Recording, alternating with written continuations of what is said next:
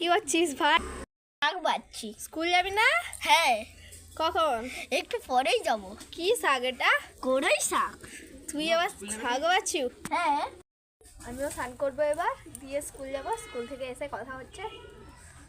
তারা স্কুল যাবো এখন আমরা আজকে। দুজন, দিয়ে স্কুলে বেরিয়ে কথা হচ্ছে। ঠিক আছে, তাহলে স্কুল যাব, তার জন্য বেরিয়ে পড়ি তাড়াতাড়ি। বেরা। টাটা।